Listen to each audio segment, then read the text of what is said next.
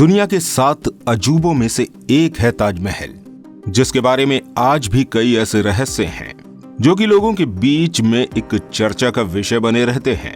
और आज हम आपके साथ ताजमहल के कुछ ऐसे ही 16 रहस्य लेकर आए हैं जो कि आज से पहले आपको पता नहीं रहे होंगे। बस आप इस वीडियो के लास्ट तक बने रहिएगा ताकि आपको ताजमहल के बारे में बहुत ही अनोखी जानकारी पता चल सके। नंबर 16। हर साल ताजमहल को देखने हजारों लाखों लोग विजिट करते हैं, लेकिन उनमें से अधिकतर लोग ये नहीं जानते कि वो जो सामने देख रहे हैं वो ताजमहल का पिछला हिस्सा है।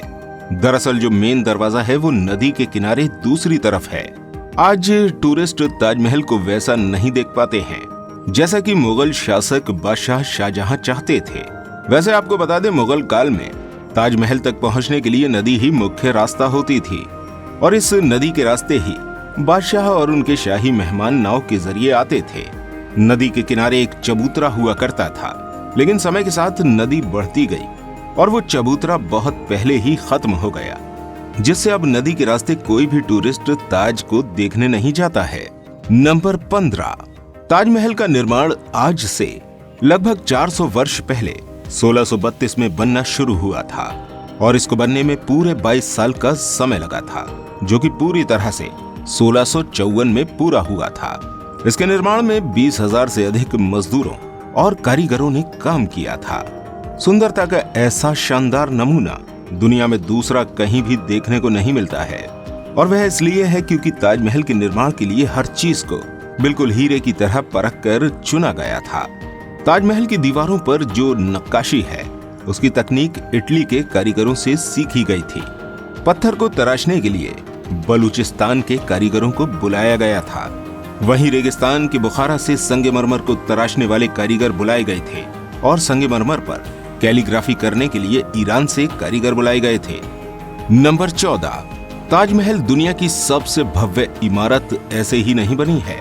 इसके लिए हर चीज को अलग अलग जगह से मंगवाया गया था, जैसे कि सफेद संगमरमर राजस्थान के मकराना से लाया गया था, लिपिस लेसली अफगानिस्तान से आया था, क्रिस्टल और जेड चीन से मंगवाया गया था, जेस्फर पंजाब से और सफायर श्रीलंका से मंगवाया गया था।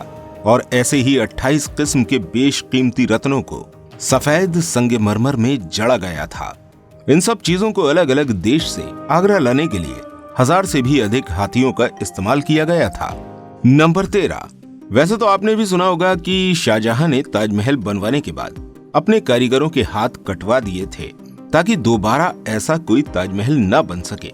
लेकिन यहाँ पर एक बात आपको बता दें, आज तक कहीं भी इतिहास में ऐसा प्रमाण नहीं मिला है कि सच में शाहजहां ने ताजमहल बनने के बाद कारीगरों के हाथ कटवा लिए थे, जबकि ऐसा प्रमाण देखने को मिलता है कि शाहजहां ने ताजमहल बनाने वाले कारीगरों और मजदूरों को इतना धन दिया था कि उन्हें जिंदगी में दोबारा काम करने की जरूरत न पड़े, और उनसे करारनामा भी लिखवा लिया था कि वो ऐसी भव्य इमारत दूसरी नहीं बनाएंगे। नंबर 12। वैसे तो मोटे तौर पर हम सभी जानते हैं कि इंडिया की सबसे ऊंची मीनार कुतुब मीनार है, लेकिन एक बात जानकर आपको हैरानी होगी कि ताजमहल की ऊंचाई कुतुब मीनार से भी ज्यादा है। जहां कुतुब मीनार की टोटल ऊंचाई 72.5 मीटर है, तो वहीं ताजमहल की ऊंचाई पूरे 73 मीटर है। नंबर 11। ताजमहल के मुख्य मकबरे के ऊपर जो कलश लगे हुए हैं वो एक समय पर सोने के हुआ करते थे, लेकिन 19वीं शताब्दी की शुरुआत में ताजमहल के सोने के कलश को बदलकर कांसे के कलश लगा दिए गए थे। नंबर 10। यहाँ पर आप जो ताजमहल के चारों ओर ये स्तंभ देख रहे हैं जो कि खंबे की तरह खड़े हुए हैं, वैसे देखने में तो ये चारों सीधे खड़े हुए दिखाई देते हैं, जबकि इन चारों को थोड़ा बाहर की तरफ झुकाया गया है ताकि प्राकृतिक भूकंप आपदा जैसी प्रलय आने पर गिरें तो ये मुख्य मकबरे को नुकसान न पहुंचाएं और उससे दूर ही बाहर की ओर गिरें। नंबर 9। ऐसा कहा जाता है ताजमहल का नक्शा पर्शिया के मशहूर कलाकार और जाने माने आर्किटेक्ट उस्ताद अहमद लाहौरी ने 37 लोगों की टीम के साथ मिलकर बनाया था, और ये 37 लोग पूरी दुनिया के बेहतरीन वास्तुकार थे जो कि दूर दूर से बुलाए गए थे। और आपकी जानकारी के लिए बता दें, ताजमहल की तरह ही दिल्ली के लाल किले का नक्शा बनाने वाले आर्किटेक्ट भी अहमद लाहौरी ही थे। नंबर 8। इतना तो हम सभी जानते हैं कि किसी भी घर या इमारत को बनाने से पहले उसकी नींव तैयार की जाती है, लेकिन आप ये नहीं जानते होंगे कि ताजमहल को बनाने से पहले इसके चारों ओर लगभग 50 कुएं खोदे गए थे ताकि ताजमहल की नींव बहुत ही मजबूत बने। और इन कुओं में ईंट पत्थर के साथ साथ आबनूस और मोहगनी की लकड़ियों के लट्ठे डाले गए थे। आबनूस और मोहगनी की लकड़ियों में ये खासियत होती है कि इन्हें जितनी अधिक नमी मिलती रहेगी ये उतनी ही मजबूत और फौलादी बनी रहेंगी। और इसलिए ताज को यमुना नदी के किनारे बनाया गया था ताकि इन लकड़ियों को नदी के पानी से नमी मिलती रहे। लेकिन लगातार यमुना नदी के पानी का स्तर हर वर्ष घट रहा है और इन लकड़ियों की नमी भी कम हुई है, जिसकी वजह से सन 2010 में ताज की दीवारों में दरारें भी देखी गई थीं। नंबर 7, आज से 400 वर्ष पूर्व सन 1654 में जब ताज बनकर तैयार हुआ था तो इसकी कीमत को करोड़ों में आंका गया था और ये अनुमान लगाया गया है कि अगर आज के समय में इसी ताज को बनवाया जाए तो इसे बनाने में लगभग 57 अरब 60 करोड़ रुपए लगेंगे। नंबर 6, ताजमहल की सुंदरता को देखते हुए बहुत से देशों ने इसकी नकल करके इमारतें तैयार की हैं, जैसे कि चीन, बांग्लादेश और कोलंबिया में ऐसी इमारतें देखने को मिलती हैं। और ऐसी ही एक इमारत भारत में भी मौजूद है जिसे बीबी का मकबरा कहा जाता है और ये इमारत महाराष्ट्र के औरंगाबाद में बनी हुई है। इस मकबरे को मुगल बादशाह आजम शाह ने अपनी मां दिलबर बानो की याद में 17वीं शताब्दी के आखिर में बनवाया था और इसे ताजमहल की तर्ज पर ही बनवाया गया था। इस मकबरे की गुंबद ताजमहल की गुंबद से छोटी है और इसका सिर्फ गुंबद ही संगमरमर का है, बाकी प्लास्टर से बना हुआ है।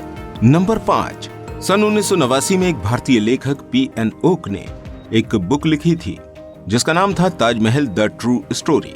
इस किताब में उन्होंने कई तर्कों को मिलाकर ये दावा किया था कि ताजमहल मकबरा बनने से पहले एक शिव मंदिर था और इसका नाम तेजो महालया था।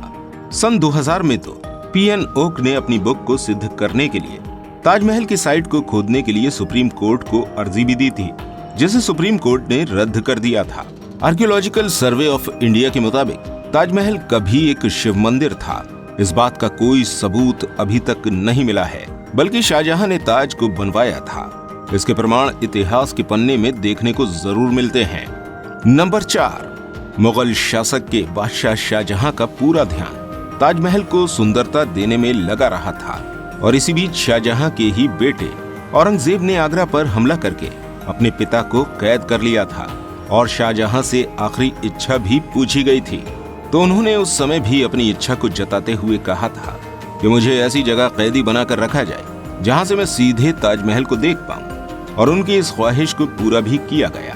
कहा जाता है कैद में रहते हुए भी शाहजहां हर वक्त ताजमहल को ही देखते रहते थे और उन्होंने अपनी जिंदगी की आखिरी सांस ताजमहल को देखते हुए ही ली थी और मृत्यु के बाद इनको भी मुमताज के साथ ही ताजमहल में दफना दिया गया। अपने ही बेटे द्वारा कैदी बनाए जाने के बाद भी अगर एक बादशाह को किसी ने गिरने नहीं दिया तो वो मुमताज के लिए उनका बेपनाह प्यार ही था और जिस लगन से प्यार की ये अनोखी निशानी बनकर तैयार हुई उसकी मिसाल आज भी पूरी दुनिया के सामने मौजूद है। नंबर 3, ताजमहल की सबसे अधिक चर्चा इसके निर्माण से जुड़ी शाहजहां और मुमताज की अद्भुत प्रेम कहानी की वजह से है। बादशाह शाहजहां ने अपनी बेगम मुमताज महल की याद में इस भव्य इमारत का निर्माण करवाया था। मुमताज का असली नाम अर्जुमंद बानो बेगम था।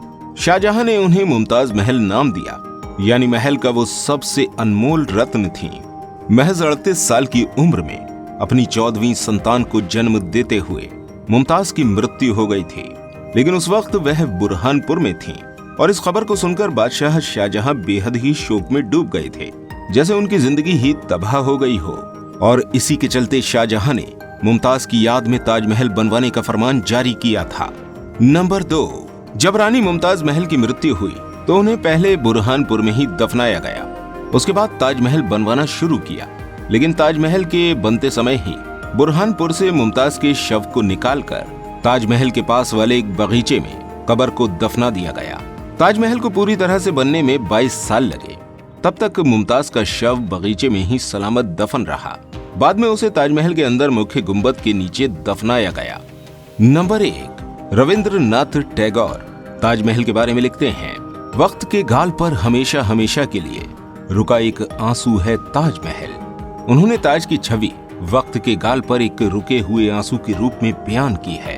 शाहजहां जानते थे कि ये दौलत, शान शौकत, सत्ता और ताकत एक दिन सब खत्म हो जाएगा। उन्होंने सोचा कि कुछ ऐसी यादगार चीज बनाई जाए जो हमेशा रहे, और शाहजहां ने अपने प्रिय की याद में ताजमहल को बनवाया। आज बादशाह शाहजहां नहीं रहे और न ही उनकी हुकूमत रही, और उनकी सल्तनत को भी खत्म हुए कई सौ वर्ष बीत गए हैं। बस एक ताज है जिसने शाहजहां की सदियों पुरानी प्रेम कहानी को अपने अंदर संजोए रखा है। प्रकृति की गोद में चांद की तरह जगमगाती ये भव्य इमारत सदियों से दो प्रेमियों के प्यार की अमर कहानी सुनाती आई है और सदियों तक सुनाती रहेगी। तो दोस्तों, ताजमहल के बारे में ये कुछ रहस्य थे, और ऐसे ही रहस्य हमने अमेज़न जंगल के भी बताए हुए हैं। तो स्क्रीन पर दिख रही वीडियो को क्लिक करके जरूर देखें। अगर ये वीडियो आपको थोड़ी भी अच्छी लगी है तो इसको लाइक करके चैनल को सब्सक्राइब जरूर कर लें। धन्यवाद।